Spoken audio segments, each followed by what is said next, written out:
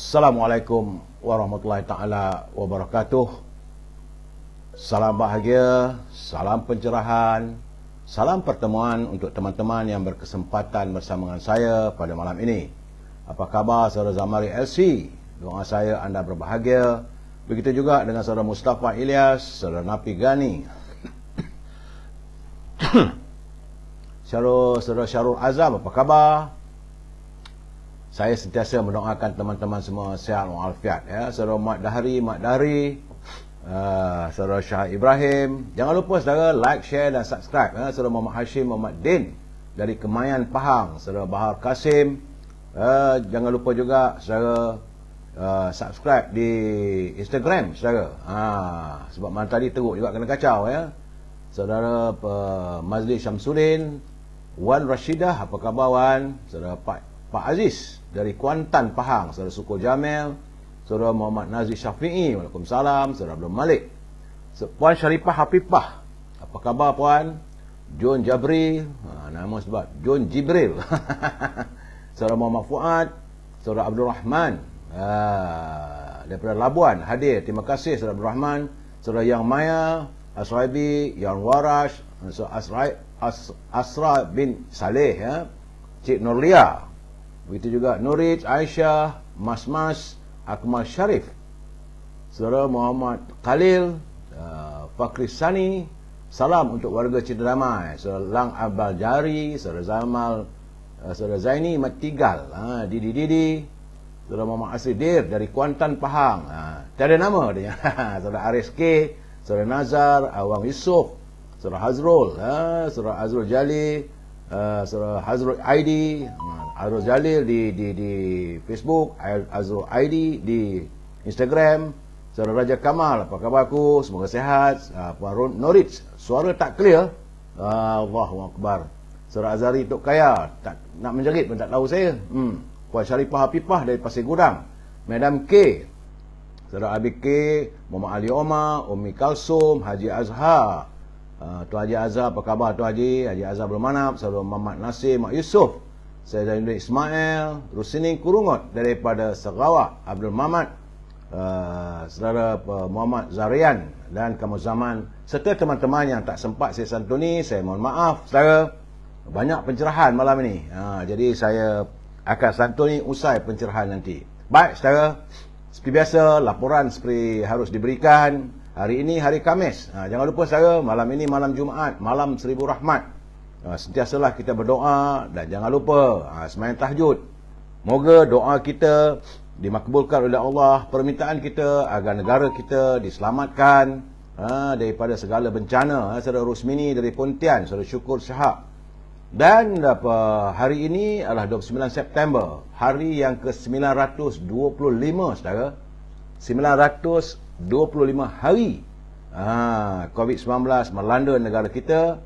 Dan dari laporan yang saya terima, nampaknya ada peningkatan balik daripada 1186 3 hari dulu, kemarin 1552, semalam dia meningkat kepada 2445. Dan kabarnya ada 2 kematian daripada jumlah jangkitan keseluruhan 4,837,005 orang yang dijangkiti secara kumulatif. Dan saya lihat saudara, ada 13 buah negeri yang meningkat dia punya peningkatan jangkitan.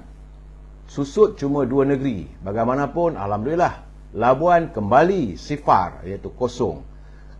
Negeri-negeri yang meningkat itu Perak naik kepada 184. Selangor ni lah tiba-tiba saya daripada 323 melonjak kepada 990. Begitu juga dengan wilayah Persekutuan, kemarin 387 tapi semalam 441. Sabah juga meningkat daripada 164 kepada 176. Dan Negeri Sembilan, tiba-tiba saja Negeri Sembilan naik balik daripada 68, daripada 2 angka kepada 3 angka, iaitu 119. Itulah 5 buah negeri yang masih lagi ada jangkitannya lebih daripada 100. Yang lain masih bertahan. Kita mendoakan agar apa yang dialami di Labuan itu dapat segera dialami oleh seluruh negeri yang lain, iaitu sifar. Bersamalah kita berusaha putuskan jaringan COVID-19 dengan menjaga kesihatan, jaga kebersihan diri. Lebih-lebih lagi musim hujan ini ya saudara, saudara Jalil Kamal, saudara Nizar Fikri, Cik Din Syahri, saudara Syarif, Dian Shah dari Kuala Lumpur, saudara Muhammad Effendi, Rohaiti Zainun, saudara Abu Bakar, saudara Mak Razi ya saudara. Baik, kita masuk segmen e-commerce. Ya, jangan marah, mungkin ada teman-teman kata saya ni tak masuk gear-gear lagi, tak masuk gear lagi. Sabar, berusahalah untuk mencari rezeki yang halal, berniaga saudara. Kalau anda mempunyai produk, sila hubungi Al-Azhar di talian 0113304141. Saya mohon izin saudara untuk memberi pencerahan dalam e-commerce ini. Dan Al-Azhar memasarkan setangi bakurnya serta minyak wangi daripada tanah Arab saudara. Dan jangan lupa kalau tak dapat hubungi Al-Azhar, hubungi Siti Farehah di talian 017-711-4300. Siti Farehah tetap dengan deneng manis Siti Farehah ya Pak Dinda, Saudara Ating, salam dari Temeluh kata Saudara Ating.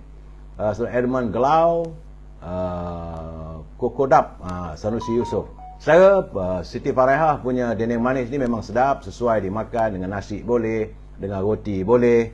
Saudara tahan, bolehlah saudara hubungi di talian 017-711-4300. Dan bagi teman-teman yang tinggal di Lembah Kelang, buah-buahan, itu kalau mereka yang nakkan buah-buahan yang grade-nya AAA, itu anggur, cherry, lime, apple dan sebagainya, hubungi Syauqi di talian 012-357-5703. Buah-buah sebut terus dihantar ke rumah anda. Ini untuk teman-teman di Lembah Kelang. Makanan kegemaran saya lain tak ada saudara, adalah popiah sira Lady Maria. Memang sedap saudara. Tadi ada teman-teman menghubungi Lady Maria, dia kata dia pun nak rasa memang sedap saudara. Harganya pun murah, tak mahal mana pun. Mampu rasa, mampu milik, mampu menikmati popiah sira Lady Maria yang pedas, rangup dan manis. Sila hubungi Nizam saudara di talian 019-435-1203. Dan akhir sekali, bagi teman-teman yang mau berniaga, iaitu tim Nur Aisyah sedang mencari teman-teman yang ingin berniaga untuk menjadi ejen, iaitu produknya produk kosmetik wanita yang mesra wudu, boleh dibawa buat semayang, tidak ada alkohol dan sebagainya. Sampai itu dapat juga produk makanan segera, susu dan sebagainya. Hubungi tim Nur Aisyah di talian 018-279-4288. Itulah saja saudara seketika untuk e-commerce. Kita terus masuk dalam segmen naluri kehidupan. Ya saudara. Sebenarnya saudara, hidup kita ni saudara cuma 3 hari. Jangan ingat bahawa kita panjang usia. Tidak. Hidup kita sebenarnya adalah 3 hari. Iaitu hari semalam yang telah pun menjadi sejarah. Hari ini ialah apa yang kita lakukan, hari yang penuh dengan realiti. Dan hari esok, iaitu hari yang belum pasti. Itulah 3 harinya. Semalam, hari ini dan hari esok. Semalam adalah ataupun yang lepas, yang berlalu, kita masih teringat momen-momen indah sebagai insan. Saudara jangan lupa titian perjalanan hidup kita. Dan hari ini, apa yang telah saudara ukirkan dalam kehidupan. Dan esok adalah hari yang belum pasti. Sebab itu malam ni malam Jumaat, berdoa yang baik-baik untuk diri kita dan keluarga. Jadi sebab itu saudara, hisaplah, kiralah, semoga hari yang kedua kita lebih baik dari hari yang pertama. Dan jangan kita mengharapkan hari yang ketiga, kerana mungkin ajal kita pada hari yang kedua saudara. Hidup kita juga saudara ada cuma dalam 2 nafas, iaitu nafas yang naik, nafas yang turun. Kerana itu hargailah nafas yang naik, kerana udara yang disedut adalah pemberian Allah secara percuma saudara. Kita dapat udara itu secara percuma. Dan untuk itu carilah keredaannya dalam menggunakan nafas yang diberikan oleh Allah SWT.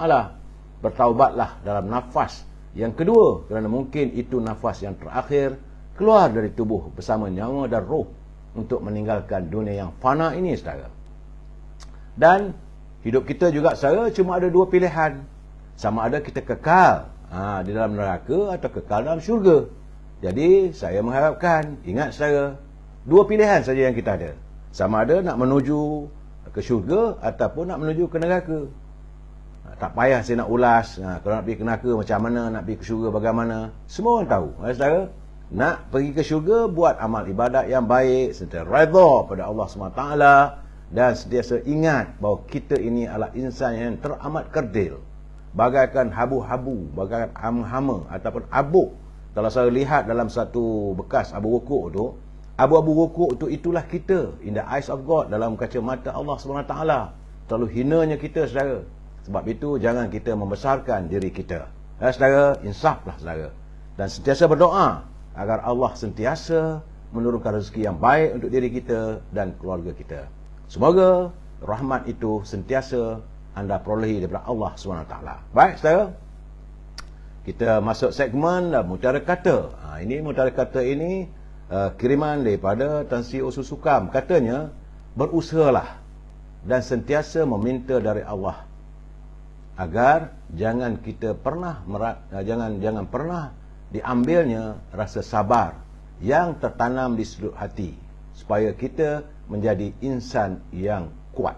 Ya saudara, kita berusaha, kita sentiasa meminta daripada Allah SWT, kita sentiasa bertabah, dan jangan pernah diambilnya rasa sabar kita ni. Kalau rasa sabar dah tak ada, susahlah saudara.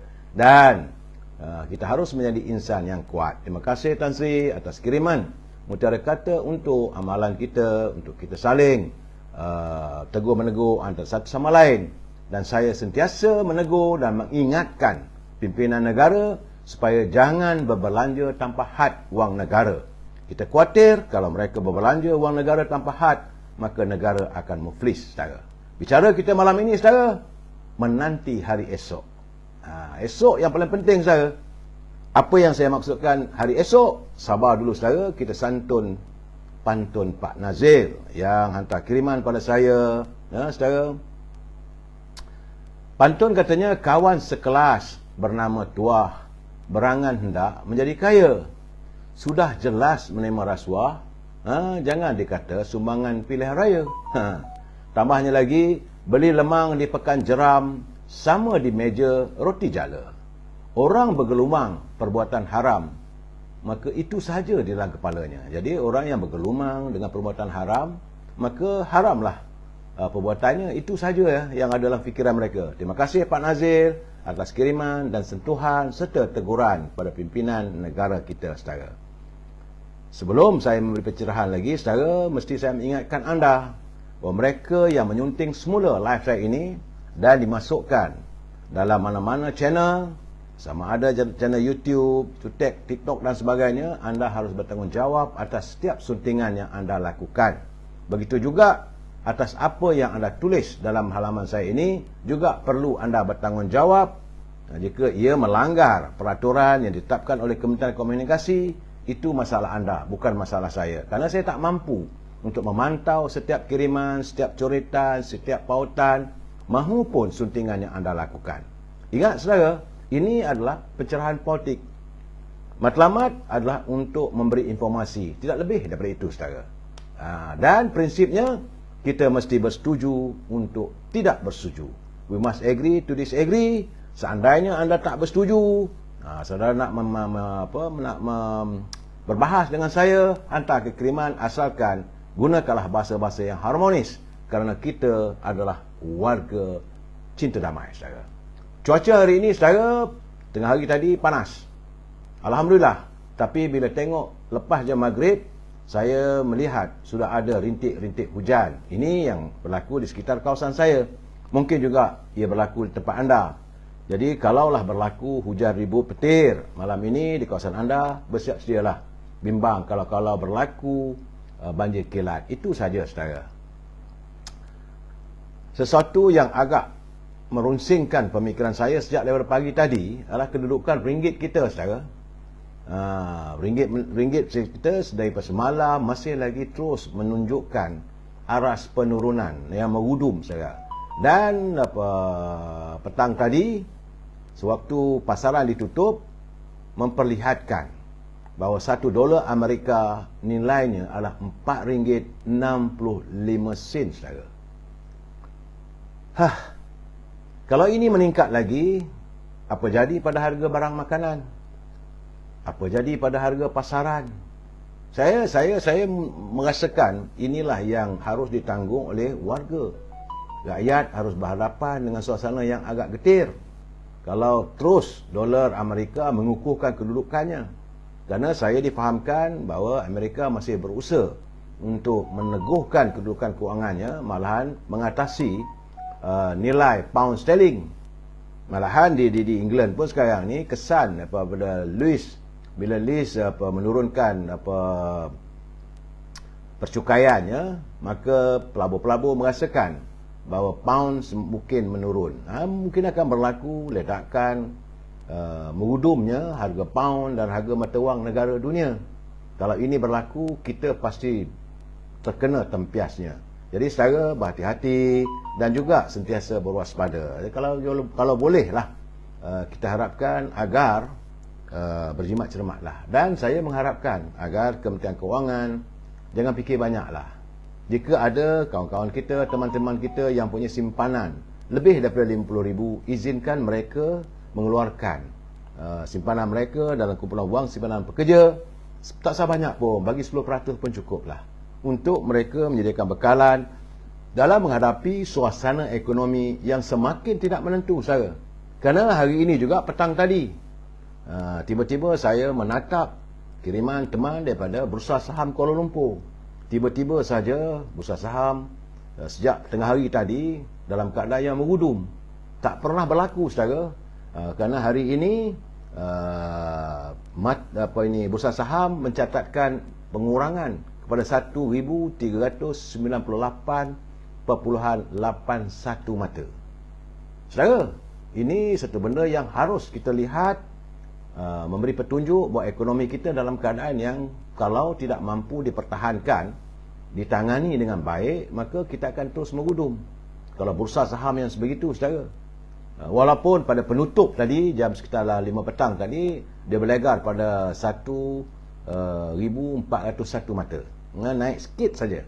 Tetapi kalau besok dibuka di bawah 1,400, itu menandakan bahawa ekonomi kita sudah sukar, sudah mengalami suasana sukar. Jadi saya harap Menteri Kewangan, Menteri Ekonomi tangani masalah kewangan ini, masalah ekonomi kita. Jangan membuat bandingan nasi lemak Mak Limah dengan nasi lemak Kak Ros di kampung. Cukup-cukuplah. Jangan buat kelakar, saudara.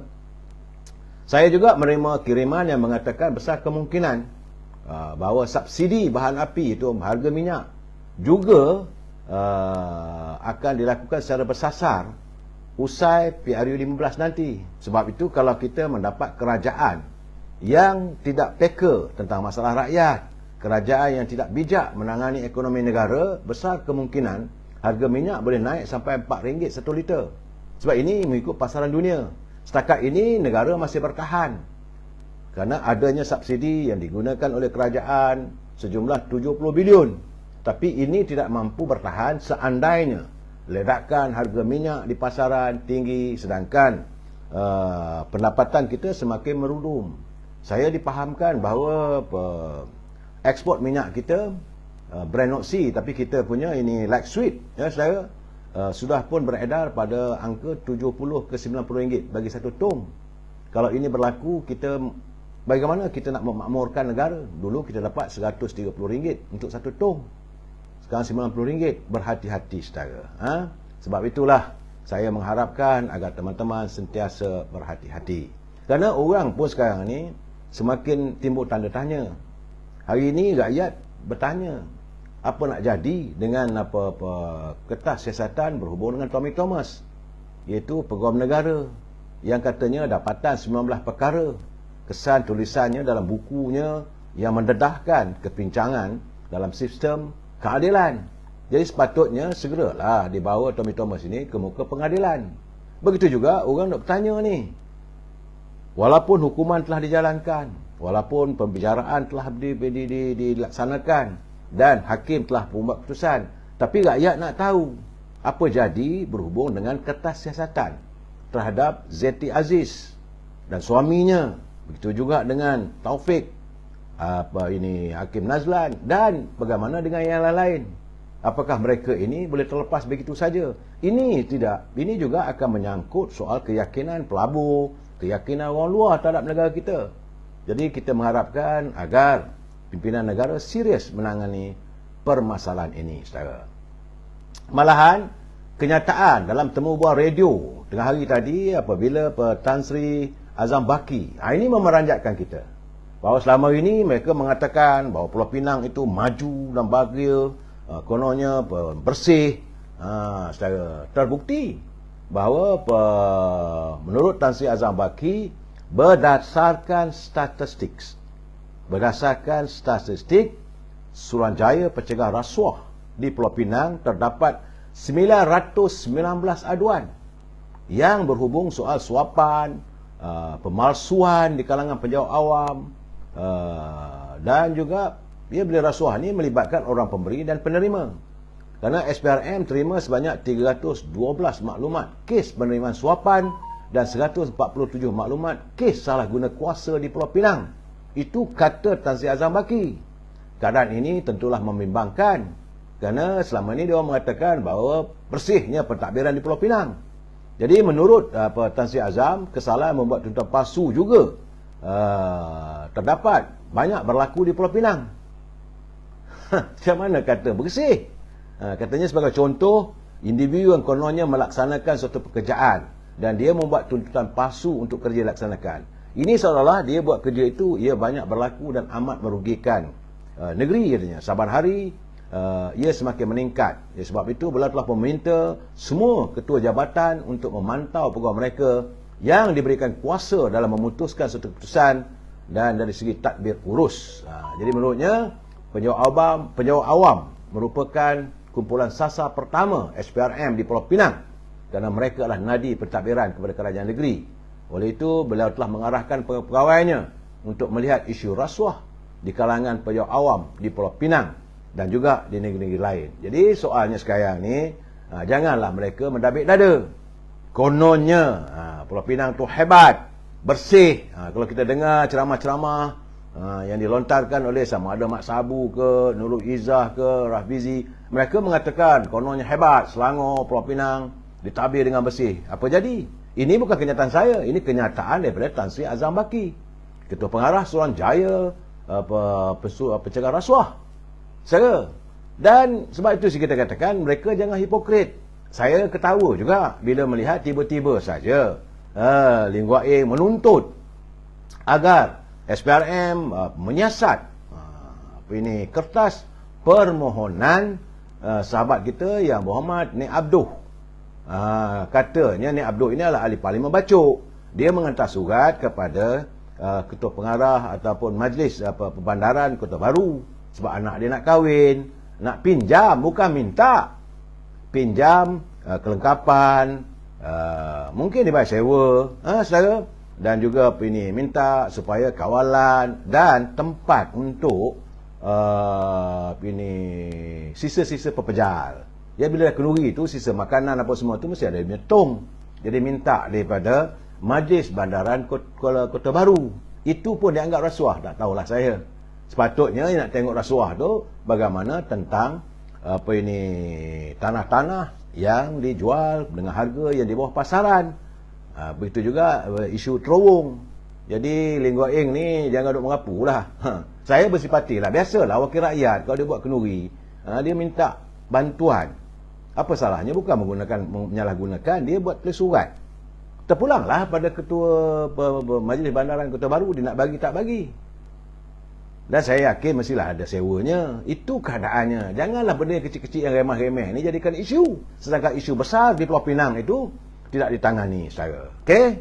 Itu bab rasuah, kedudukan ekonomi negara kita. Dan hari ini kita nak bercakap sedikit tentang apa nak jadi hari esok.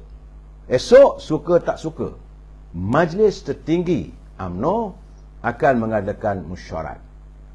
Ya, setelah lama lah rakyat dah tunggu ni. Tangguh demi tangguh. Daripada 17 September, tangguh pada 29 September, tangguh 30 September. Jadi, saya rasa bahawa seluruh 40 juta ahli UMNO peringkat akar umbi di seluruh negara sedang menantikan tarikh 30 September ini. Malahan bukan hanya ahli akar umbi, tetapi begitu juga majoriti 34 juta rakyat Malaysia juga sedang menantikan apakah besok ahli-ahli Majlis Tinggi UMNO akan mengadakan mesyuarat penuh.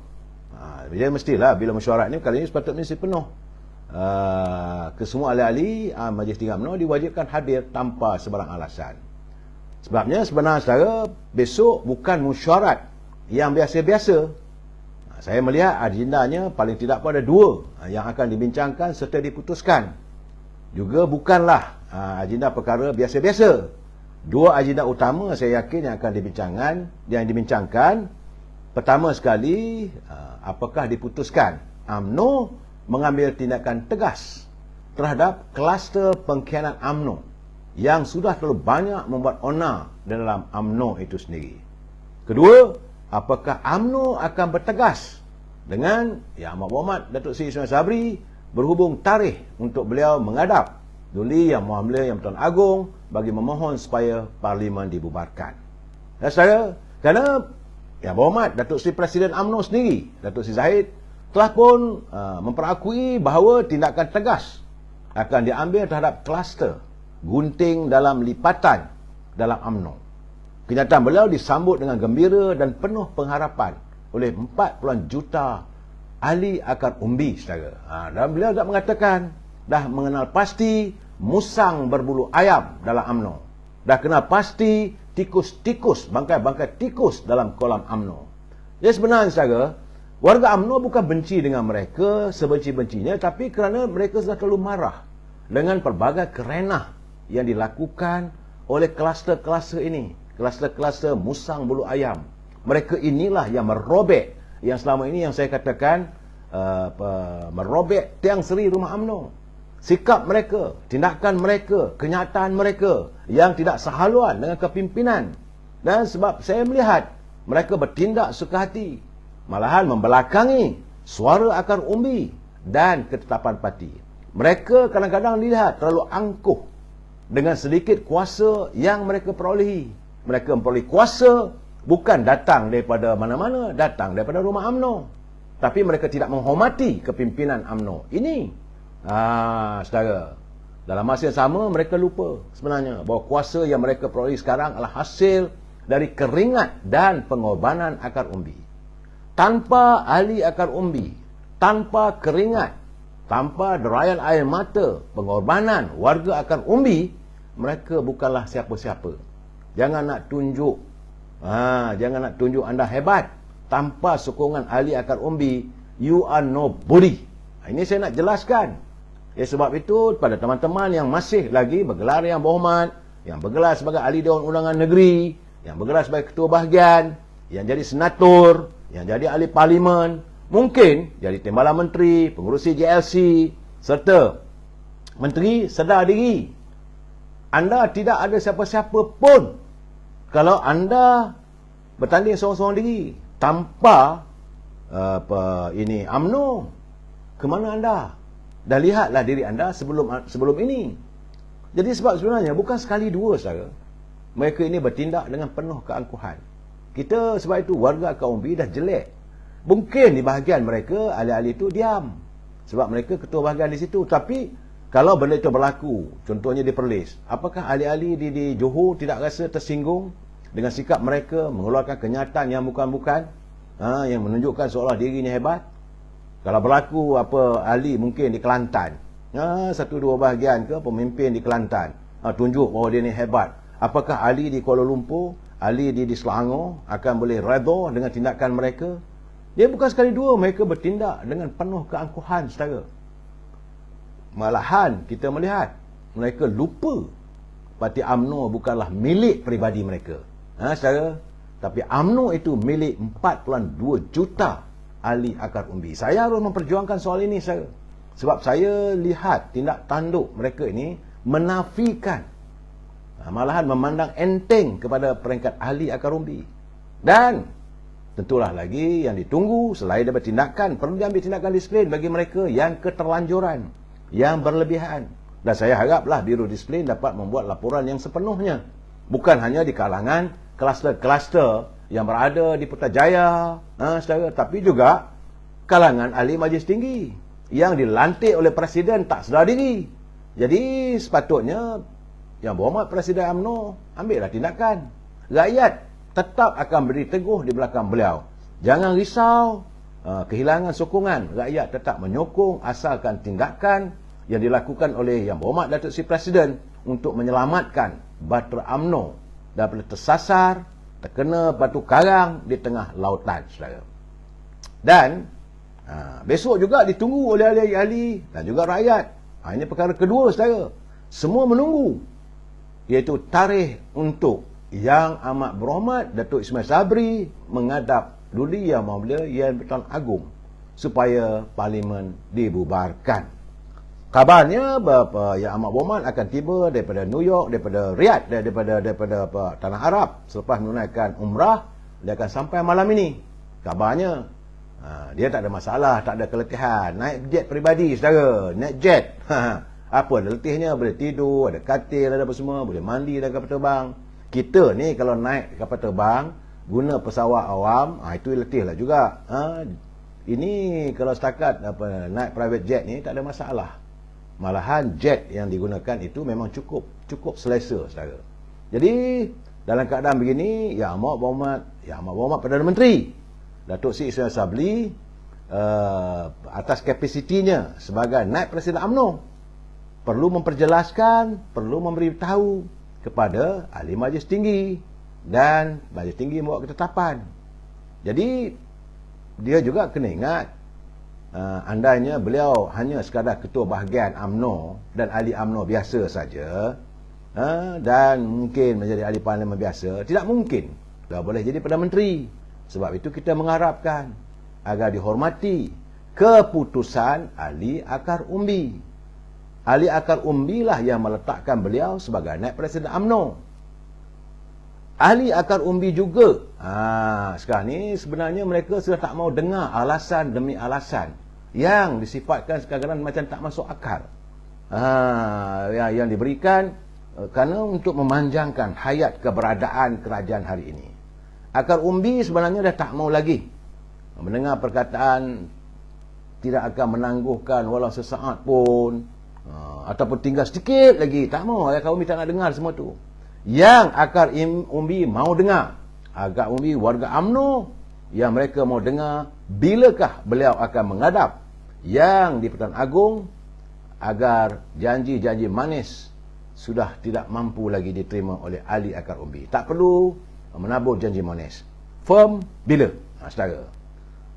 Dan kepada ahli-ahli Majlis Tinggi UMNO serta Presiden, sebenarnya mesej yang sangat jelas diberikan oleh akar umbi bahawa 30 hari bulan ini bukan lagi hari untuk mereka berlapang dada, tapi ianya adalah hari untuk walk the talk. Dalam bahasa yang paling mudah, cakap serupa bikin.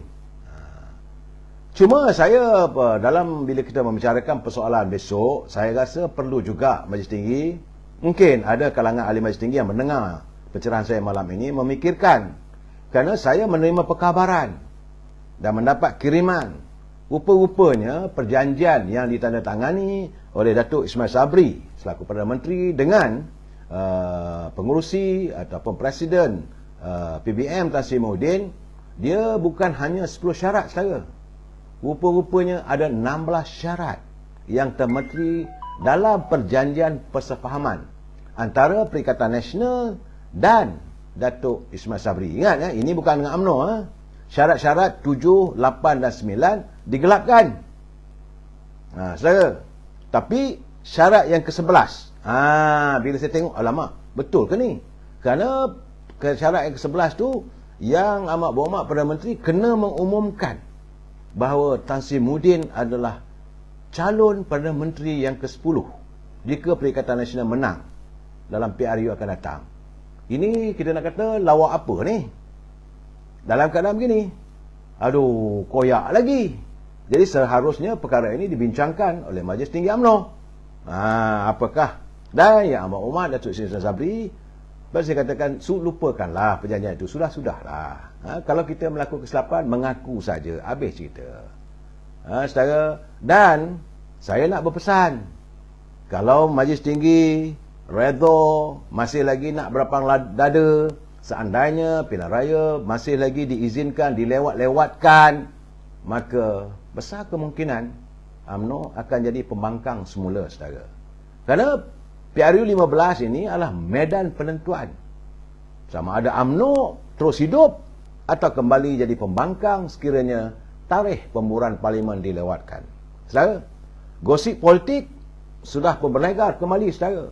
Bagaimana Pakatan Harapan yang memerintah dulu akhirnya berikutan sampai kepada Yang Amat Datuk Ismail Sabri. Ya, saudara, gosip politik mengatakan bahawa kalau dilengahkan, Pakatan Harapan akan meneruskan semakin bernyawa. Jadi ketika kelewatan untuk mengadakan pilihan raya ini seolah-olah memberi nyawa kepada Pakatan Harapan. Malahan boleh jadi risiko pengharaman selepas PRU 15 dalam UMNO amat tinggi. Terlalu banyak risiko yang boleh menimpa UMNO. Dan mungkin juga kali ini lebih teruk daripada apa yang berlaku selepas Mei 2018 apabila UMNO tewas dalam pilihan raya umum. Ini warga UMNO kena faham. Banyak kali kita menyatakan pendirian untuk membubarkan parlimen. Tapi naik Presiden UMNO, merangkap Perdana Menteri, macam memainkan perasaan kita. Kita kata segerakan. Kalau tidak nanti kita akan jadi pembangkang. Memanglah di hadapan jentera, parti, depan Pimpinan Agung UMNO, depan ahli-ahli pemuda Barisan Nasional, memang bersemangat. Tapi balik saja naik kereta, kendur balik semangat. Ini keadaan, saudara. Apabila dilewatkan, maka ini membolehkan Perikatan Nasional dan Pakatan Harapan kembali mengumpulkan kekuatan mereka. Sebenarnya mereka telah pun mengalami defisit moral sejak kekalahan di Melaka dan di Johor. Tapi bila dilewatkan, bila dilengahkan, maka mereka membina kekuatan semula. Saudara lihat sendiri.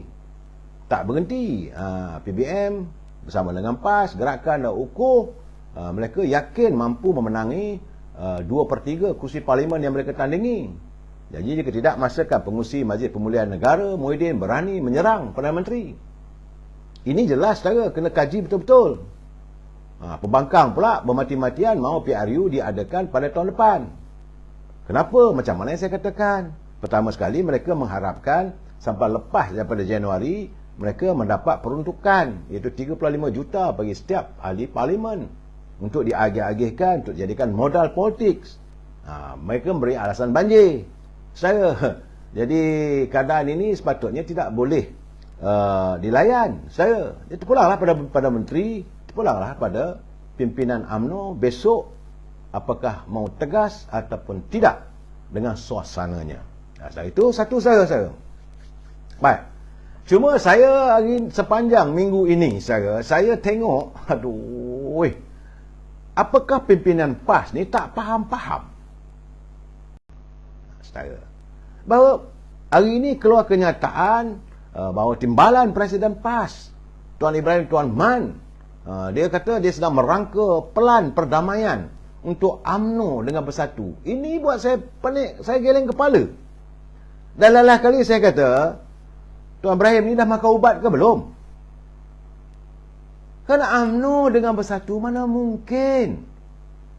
Anda sendiri, pimpinan PAS sendiri, duk mengatakan UMNO ini parti yang itik patah kaki. Anda tidak percaya dengan UMNO, dah menuduh macam-macam. Sekarang ni nak jadi pula konon-kononnya the kingmaker. Malahan yang lebih menyentuh hati dan perasaan warga UMNO bila anda pada pimpinan PAS mengatakan antara UMNO dengan PBM ini seperti hidup bermadu. Sejak bila kami bermadu dengan PBM? PAS merasakan seolah mereka lah suaminya. Sebab itu nak didamaikan. Bagi saya ini kenyataan yang cukup kurang sopan. Kerana ukur lah. Sebab itu saya kata ukur baju. Ukur baju sendiri. Ahli UMNO 42 juta. Ahli PAS berapa? Ahli PBM berapa kerat? Yang mengelonsor, yang meninggalkan parti berapa ramai? Lihat sendiri majlis-majlis yang dianjurkan oleh PBM. Berapa kerat yang hadir? Berapa cawangan mereka hadir? Jadi dalam keadaan begini, bila anda mengatakan kita bermadu, bila masanya? Saya tak mau cakap lah. Sebab itu saya nak bertanya kepada pimpinan PAS, mereka dah makan ubat ke belum? Saya tak mau menyerang sebenarnya, saudara. Tapi bila dah kenyataan yang melampau-lampau tu, geram juga hati saya. Bila seolah-olah UMNO ni dibayangkan degil sangat. Kita dengan PBM, kami bukan macam PAS, walaupun dituduh oleh Parti Perubahan Bersatu sebagai parti ajaran sesat. Mereka bolehlah berbuat baik dengan PBM. Itu soal anda. Kita ada maruah.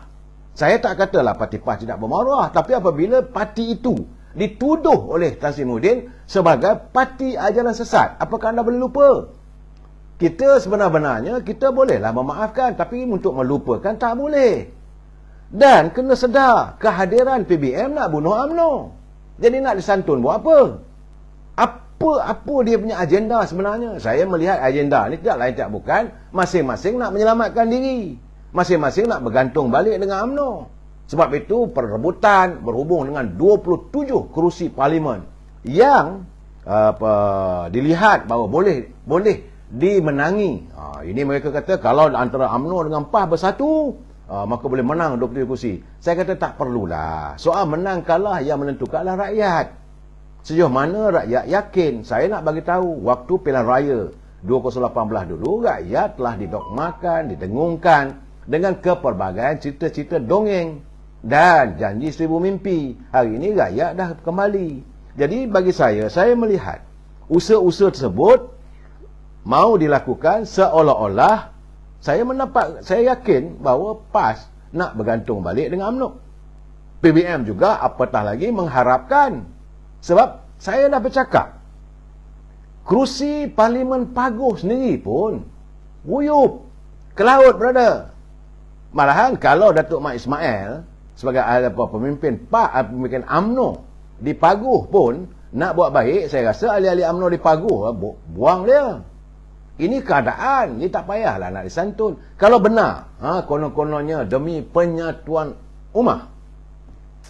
Orang kata tengok cermin. Kenapa tidak anda tengok cermin? Kalau benar anda ikhlas untuk melihat penyatuan ummah, gamit balik.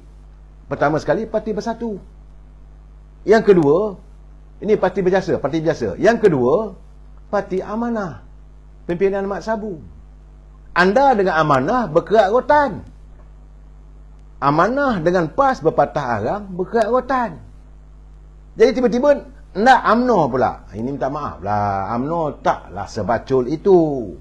Tak apalah selama ini anda tuduh Presiden UMNO begitu, begini, angkuh dan sebagainya. Dan sekarang ini mereka sudah, saya lihat kenyataan di Terengganu misalnya, mereka tetap lagi dengan keputusan nak bertanding solo. Dia tak payah nak kacau lah. Biarlah kami membina kekuatan kami. Biarlah kami bertemu dengan rakyat, biar rakyat menjadi hakim. Jangan nak didogmakan, diceritakan bahawa nak disatukan penyatuan demi untuk Melayu dan agama Islam. Ini cerita-cerita benda. Negara kita ni, takkanlah kita mengamalkan politik yang resis. Jangan tarik, jangan gentap UMNO ke dalam begitu. Jadi sekarang ni kalau nak selamatkan perpaduan ummah apa semua, kemudianlah. Dan sebenarnya kita bukan sombong. Tapi cukup-cukuplah. PAS dengan percaturan politik yang saya lihat cukup sempang peranang. Mereka sebenarnya bermain dalam dua kolam. Nak dapat sokongan daripada PBM, saya tidak yakin sokongan PBM pun tak ada ramai mana pun sokongannya. Tapi PBM mungkin mempunyai kewangan yang cukup. Sebab presidennya Tan Sri Muhyiddin dulu adalah bekas Perdana Menteri. Jangan lupa saudara. Ini kita nak tuntut nanti lepas pilihan raya, seandainya kita berada di anjung kuasa di Putrajaya, kita minta supaya dibuka, diadakan RCI berhubung dengan pengumuman dan juga keputusan kerajaan waktu mengadakan perintah darurat. Itu mengeluarkan wang daripada dana kerajaan, daripada tabungan negara sejumlah 600 bilion. Itu kita tak lupa. Serjalani Daud, PAS terbaik. Terbaik di mana? Di mana terbaiknya? Kalau bermain dalam dua kolam. Saudara kata terbaik. Okey, saya tak nafikan. Terbaik. Terbaiknya di mana? Nak menyantuni. Kalau PAS betul-betul terbaik, santuni Amanah. Saya minta lah. Teman-teman di perangkat akar umbi, saya bukan nak marah, nak maki, tidak. Tetapi saya rasa sepatutnya berfikirlah. Dan saudara kadang-kadang seolah-olah UMNO ni bermadu. Saya ayat itu yang tak boleh terima. Bila dikatakan UMNO bermadu dengan PBM, jadi PAS itu suami lah ya. Apakah itu natijahnya? Saya rasa eloklah, tak payah nak bercakap lagi. Kerana sekarang ini pun sebenarnya dalam Perikatan Nasional pun dah bergolak. Dalam Perikatan Nasional pun sebenarnya dah bergolak. Macam mana nak santun orang lain? Anggota Majlis Pimpinan Tertinggi Bersatu, Razali Idris, dia kata Susah Agung PAS Takyuddin Hasan tidak perlu memberi amaran berhubung perbezaan pendirian kedua-dua parti itu dalam hubungan dengan UMNO dan BN. Itu jelas, saudara. Dia kata sebab itu menurut kepada saudara Razali Idris, dia kata Takyuddin tak perlulah beri amaran kepada Bersatu supaya tidak mengatakan BN itu musuh politik. Malahan dia kata Bersatu meraihkan keputusan PAS bersama-sama dengan UMNO. Berbincang dengan UMNO pun kita tak pernah bagi apa-apa amaran pun, katanya. Jadi dalam keadaan sekarang ni, tiba-tiba mereka sendiri dalam Perikatan Nasional dah berantakan. Malahan menurut Razali, beliau menyifatkan, dia sebagai anggota Majlis Pimpinan Tertinggi dalam Parti Bersatu, dia menyifatkan perbezaan pendirian antara dua parti itu bukanlah isu yang perlu dibesarkan. Memang kita raikan perbezaan dalam politik, terpulanglah keadaannya. Sekarang ni soal pimpinan PAS ada berjumpa dengan Presiden UMNO, apa hasilnya? Hasilnya nil, zero, tak ada apa. UMNO terbuka, tak ada masalah, orang datang jumpa, nak bincang-bincang lah. Tetapi ini tidak akan menghalang kita meneruskan agenda kita. Kena ingat, UMNO telah pun mengambil ketetapan, dan ketetapan ini tak boleh dipinda. Presiden tak boleh nak buat. Bincanglah dengan Presiden macam mana pun untuk menjalin kerjasama dengan PBM itu tidak sama sekali. Tidak mungkin benda itu boleh berlaku kerana ini ketetapan ahli akar umbi. Ini yang disuarakan oleh bahagian-bahagian.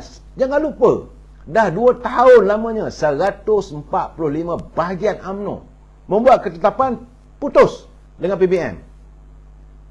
Cuma setengah pihak je terhegeh-hegeh. Itu yang kita katakan dalam keadaan begini boleh memutuskan sepatutnya mereka ini boleh dipecat daripada ahli. Sebab mereka terhegeh-hegeh nak menyantun. Nak menyantun apa benda? Ketetapan ahli akar umbi. Kita sedar bahawa keberadaan yang bawa pada menteri hanyalah dalam keadaan tempel-tempelan. Cuma bila dengar tadi adanya perjanjian yang sudah terdedah begitu, saya pun terkejut. Kalau itu keadaannya, maka Presiden UMNO juga boleh diambil tindakan. Keadaan saya cuma nak ingatkan pada pimpinan PAS, jangan lupa macam mana nak baik kita dengan PBM. Tan Sri Yudin kata tinggalkan UMNO. Kalau tinggalkan UMNO besar pahalanya. Artinya najis sangatlah UMNO ni. Dia tak payahlah kau dah kata kita ni kalau you tinggalkan UMNO ini dapat pahala. Itu kenyataannya dalam ciri-ciri sama. Dalam PRU 14 dulu, takkan kita boleh lupa. Memang kita tahu rakyat tak berdaya.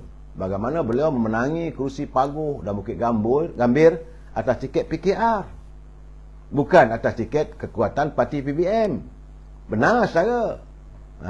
Jadi bila dia mengatakan tinggalkan UMNO itu satu pahala, pahala benarlah tu. Sebenarnya mereka sedang menempa bala. So rakyat juga sebenarnya saudara telah pun menolak darurat politik mantra kuasa.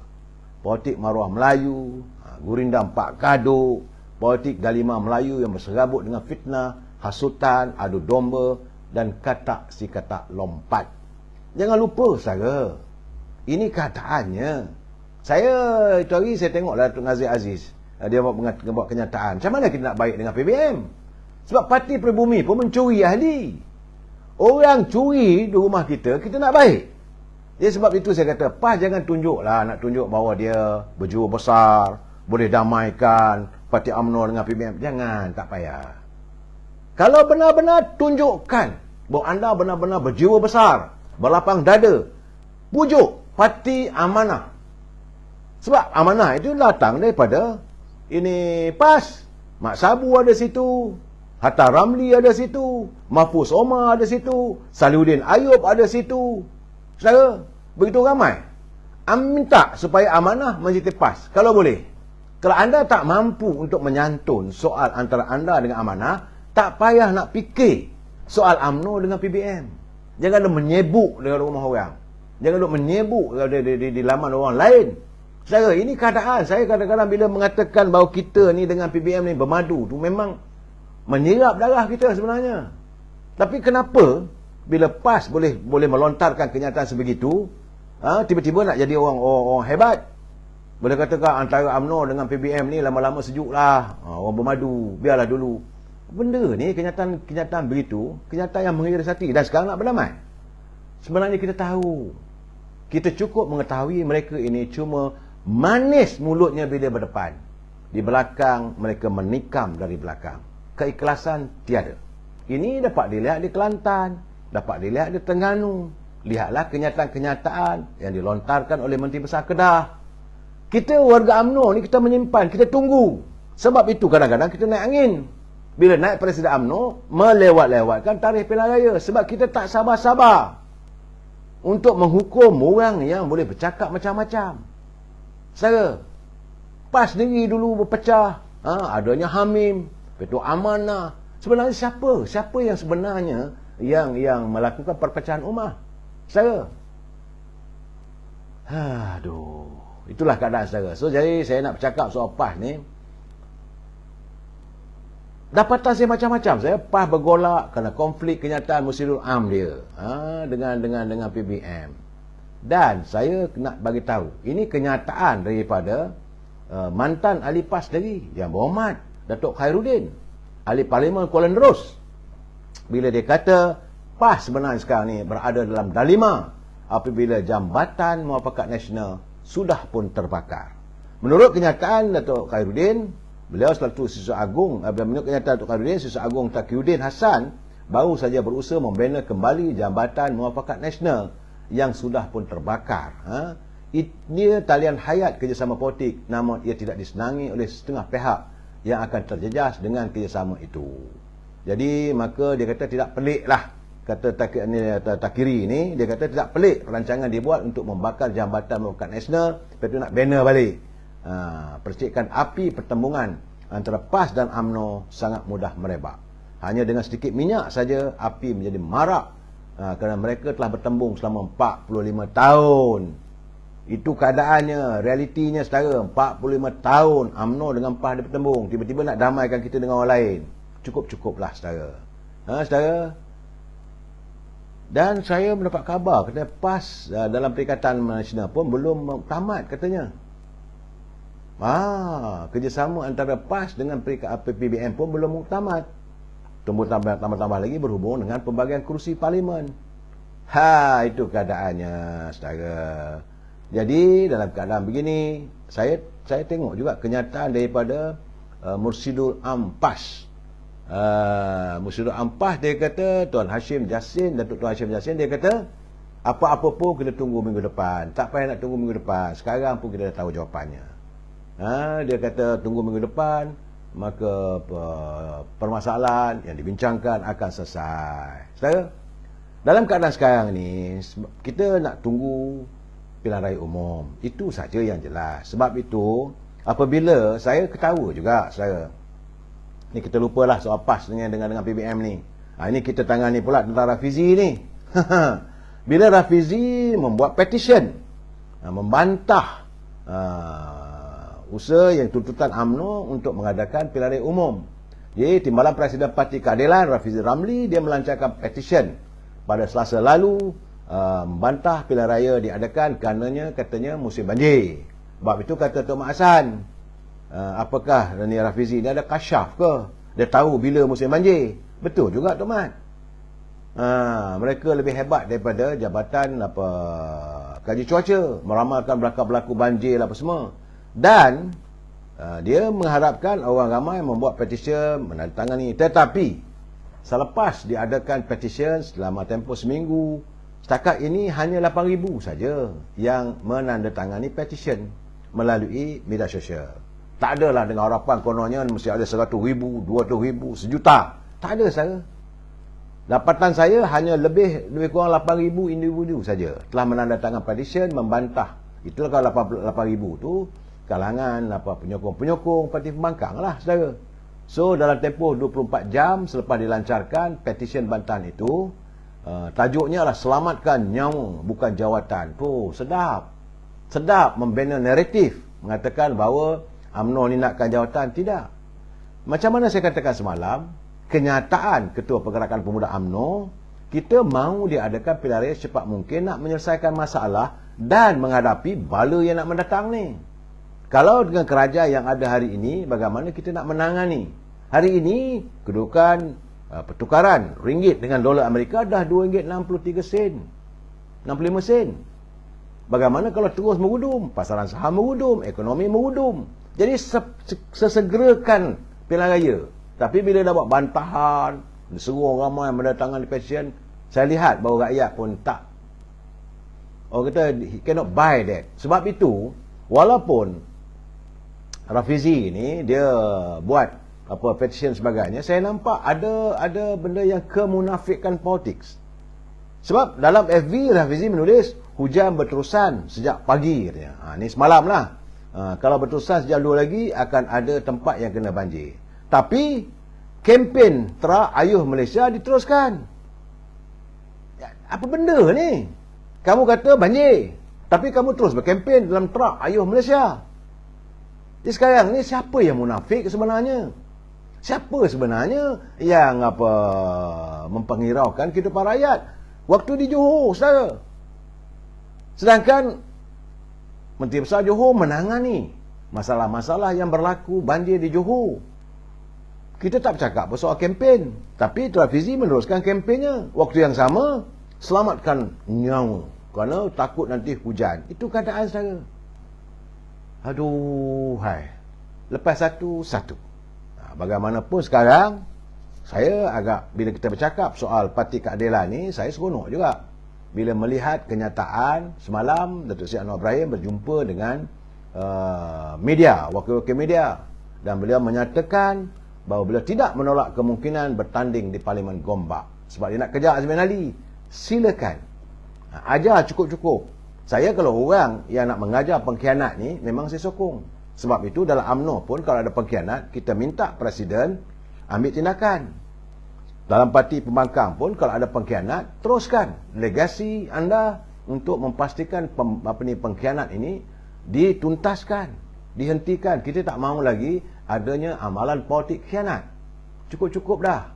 Kita mahu mencari politik yang berhemah. Kita mahu politik yang menyantuni semua. Tak mahu ada politik resis, tak ada kebencian. Kita nak meneruskan. Sebab amalan UMNO Barisan Nasional sejak dulu lagi. Kita menyantuni semua kaum dan semua rakyat. Tapi apa yang dilakukan oleh mereka, serangannya lain tak ada. Lain tak ada, saya buka lah. Tuduhannya UMNO itu rasuah. UMNO rasuah. Macamlah parti lain tak rasuah. Macam saya kata tadi, SPRM mengesahkan beratus laporan adanya rasuah di Pulau Pinang. Bagaimana kebejatan berlaku dalam pentadbiran di Negeri Sembilan. Bagaimana kebejatan berlaku pentadbiran di Selangor. Jadi jangan tuduh satu pihak saja. Saya melihat apa yang dilakukan oleh mereka dalam siri kempen-kempennya, letak kat, dia nak cari reaktif lain tak adalah. Isu YLDB dah habis. Ya, jadi kalau mereka turun ke lapangan, berkempen, bila diutarakan isu cerita tentang YLDB ni, saya nampak dengan jelas bahawa penonton yang ada itu dia balik. Dia kata cerita lama. Rakyat mahukan cerita yang segar. Dalam pilihan raya kali ini, rakyat menagih apa yang anda mahu lakukan dalam menghadapi pertama sekali suasana hari ini.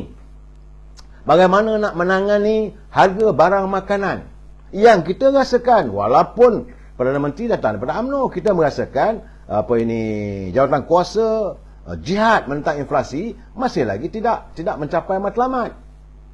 Walaupun beliau Perdana Menteri datang daripada Presiden UMNO, tapi kalau tak betul, kita tak betul, kita merasakan bahawa tidak mencapai matlamat. Pertama sekali rakyat nak tahu macam mana nak menyelesaikan harga barang makanan. Dua, bagaimana nak mengukuhkan ekonomi negara supaya wang kita, ringgit kita semakin mengukuh. Berusahalah. Kalau tak tahu nak berusaha, jangan masuk gelanggang. Tak payah berada di anjung kuasa di Putrajaya.